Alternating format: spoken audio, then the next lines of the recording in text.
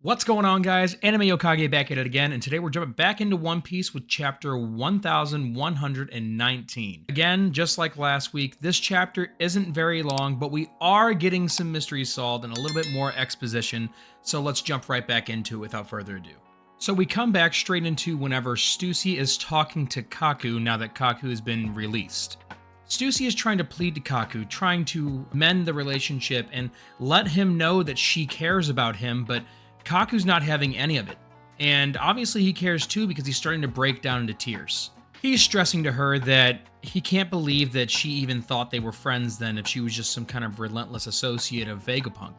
And he says no matter what he thinks, Lucci is not going to take this very well, and she needs to get out of here before Lucci returns. Kaku turns his back to Stussy as she still begins to plead, but before she can get anything else out, Kaku just yells, "Leave!" Because again, nothing that they could say is going to sway Lucci into forgiving Stussy. And now that we got a little bit more exposition on that, we're going to go back to the fight between the Elbaf Giants, the Straw Hats, and the Gorosei, as Straw Hats and the Giants are trying to sail away into the sea. When we last left the Straw Hats, Bonnie quite literally turned into another Nika. She got her own Gear 5th form after seeing Luffy and how Nika is supposed to look. She has always heard of Sun God Nika, and she's always wondered what Sun God Nika looked like. And with her distorted future power, once she saw what total freedom was supposed to embody and resemble, she was able to transform into it. Now, her transforming into Sun God Nika, or a Gear 5th form, had a lot of controversy last week whenever it came out. A lot of people said this takes away from the gravity of when Luffy transforms into Gear 5th, and it doesn't make sense that somebody like Bonnie, who is very not involved in the story throughout this entire timeline, is someone who would be able to get the Nika powers. And I tend to sway on the fence on this one. I don't like her getting the Gear 5th form just because I don't want everybody to start being able to get the Gear 5th form with her distorted future power. And do I think that she's earned having Gear 5th? No. Do I think that it makes sense because of her power set? Yes, 100%. The basis behind her Time fruit, or I forget what it's called, Toshi no Mi, I believe. The basis behind the fruit is to be able to reach out and touch all different kinds of alternate realities within her timeline that would have or could have happened. And this power is only limited by her imagination. As we were told by Saturn, the older that she gets, the less effective this power will be, because as of right now, with the mind of a child, anything is possible. And if any future was possible, that means that she can tap into just about any one of those kind of futures. So again, I'm on the fence with this, but I feel like it redeems itself later in this chapter as we'll get to it. We cut over to everybody reacting about Luffy and Bonnie both being Sun God Nika. The Marines, of course, have no idea what's going on, while the Giants are rejoicing that they have Nika in their presence. And Mars, who was attacking the ship previously in the last chapter, he's observing this and saying 2 Nikas, and he quickly realizes that the other Nika that Bonnie is a fake just because she's using distorted future in order to resemble Nika and have Nika-like powers. But I get the sense here that we're getting hinted at that these are not full-fledged Nika powers. She can resemble what it looks like. We saw her already do the Gear 3rd stuff. So she can become giant or make her limbs giant and stuff like that. But I feel like it just looks like Nika's doing it because there's really not a big difference I'm seeing from her going Gear 3rd to these Gear 5th attacks that she's about to perform. She just gets a really big fist in the Gear 3rd form or the Gear 5th form. So it doesn't seem like there's a big like, oh wow, these are really Gear 5th powers. So if she's just resembling what Nika looks like and she still has the same kind of like power level, I feel okay with that because she's just producing the symbol of freedom and liberation. We have to remember as a reader and a viewer of this manga that Sun God Nika was always produced as a symbol to everybody in the Void Century and beyond.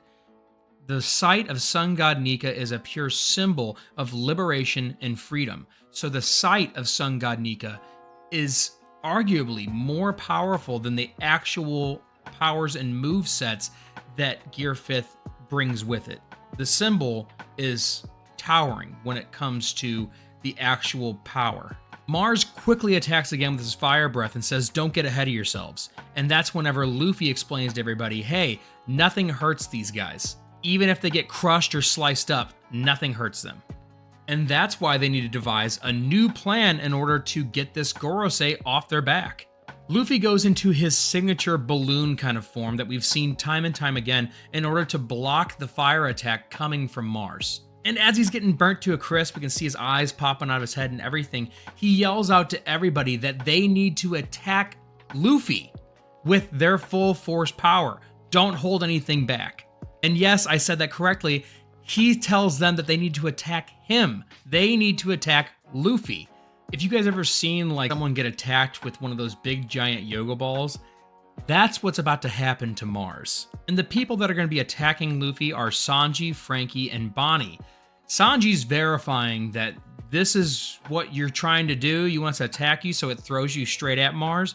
And Frankie says, all right, full force, you say? And Bonnie is freaking out because what do you mean attack Luffy? As this is happening, Dory screams out to the Straw Hats and says, if you guys are going to take care of the bird, we're going to take care of the fire and try and set sail here. While all the other giants are still dancing because they're seeing Sun God Nika, they all need to focus on getting the fires out. Dory and Bragi yell at them, focus on the fire, and they all yell back, well, you were just dancing along to this too. It's actually a really cool shot of Luffy in this because he's still in his balloon form, but his hair's burnt to a crisp and we see a bunch of smoke coming off of him, and he outreaches his arms to grab both of Mars's wings. And when he's doing this, he looks absolutely devilish. It looks so cool to see this contrast of Sun God Nika and how cool Luffy can look. Actually, I think more of his evil, more serious looks when fighting the Gorosei throughout this entire arc have been some of the coolest panels possible.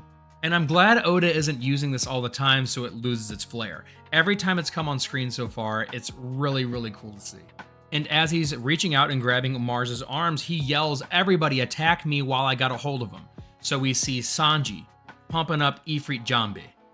We see Frankie with impactful strong right. And we see Bonnie with a giant Nika punch. So they all attack Luffy from the back while he pulls in Mars into him in the front. And what this is going to do is create a giant rebound on the front of Luffy, which is going to use all that impact from the back and push it out to Mars, where it's going to launch him into the sky. We can see here that the Straw Hats themselves are getting stronger because whenever they hit Luffy, he yells, ow, that hurts really bad. And he continues to keep stressing on the fact of how bad this hurts. And I know it's 3 attacks just on Luffy, but Luffy is very durable and very powerful, super resilient. So the fact that they can hurt him like that, I'm sure it's not going to be a lasting injury, but it does show the growth of the Straw Hats and how they can compete on this level. So as all the impact is hitting him in the back, we see Mars getting pulled into Luffy's stomach as hard as Luffy can pull him in, and then he just gets launched like Team Rocket in Pokemon, or even Cracker was in the Whole Cake Island arc. And like I said, just like in Pokemon, Team Rocket is blasting off again. You can see nothing but a star in the distant sky. So finally, now that Mars is off their back and they can actually try and get away, they say, let's get going, guys. But we're forgetting that the other Straw Hats, the rest of the crew in the Thousand Sunny, are not partnered up with the pirates from Elbaf yet. They are not near the ship. They are not coming down. They're nowhere in sight. And Sanji brings up the point that he's worried because they're late. Atlas, who's on the ship with them, offers to go and check on the other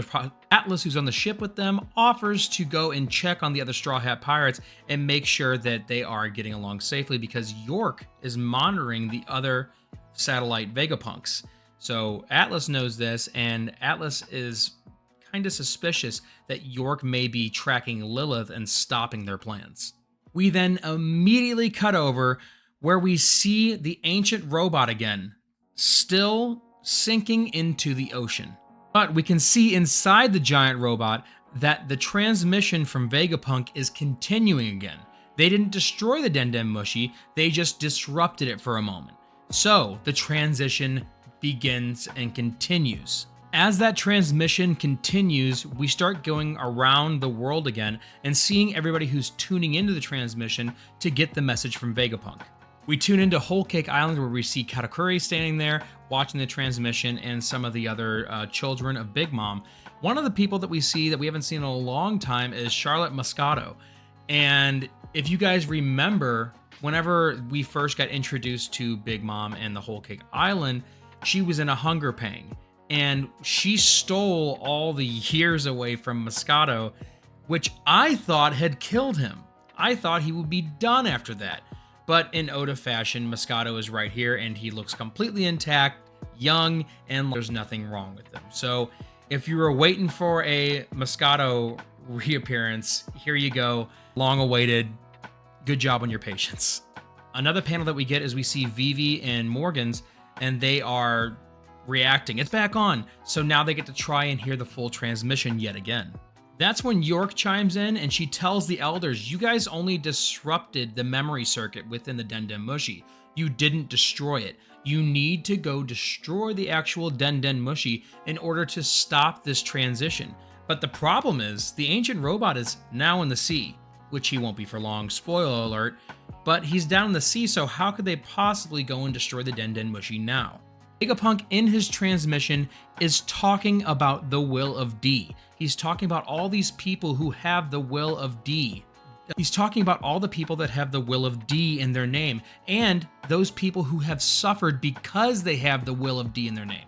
There's a lot of people that have hidden that they have D in their name just because the world government would hunt you down and take you out. Immediately as you have the will of D, you are an enemy of the world government.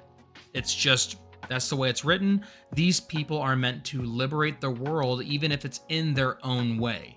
So, if you have the will of D within your name, then most likely you were persecuted for it if anyone knew. So then, oddly enough, it seems that there's some kind of big rumbling, like an explosion, and now it's raining things out of the sky. And they see the thing is raining out of the sky are a bunch of Cypherpole agents and a bunch of debris along with them. And they say they have to catch the Cypherpole agents or they're gonna die. Along with that debris and the Cypherpole agents, we also see the Seraphim are falling from the sky as well. It's none other than Jupiter that is coming out of the ground and spewing all these things out of his giant worm maw, and he is spraying up in the air like a fountain, and that's why it's falling everywhere. I can only assume that he's throwing debris and stuff in the air after going and getting the Cypherpole agents and the Seraphim in order to help themselves in this battle and give themselves a leg up. Also, the debris, if that were to land on any other ships like the Elbaf ships, perhaps it would break them apart and sink them. Luffy seeing this in his Nika form, of course, he's laughing at it and says, haha, it looks like a fountain. And Broggy actually says, hey, let's not laugh about this right now because we gotta get some distance and get away from these guys. We're still trying to escape. So after Jupiter has blasted everything into the air, and now he sets his sight on the ship itself, the Elbaf pirate ship, and he starts having this kind of vortex suction trying to pull the ship back to the shore.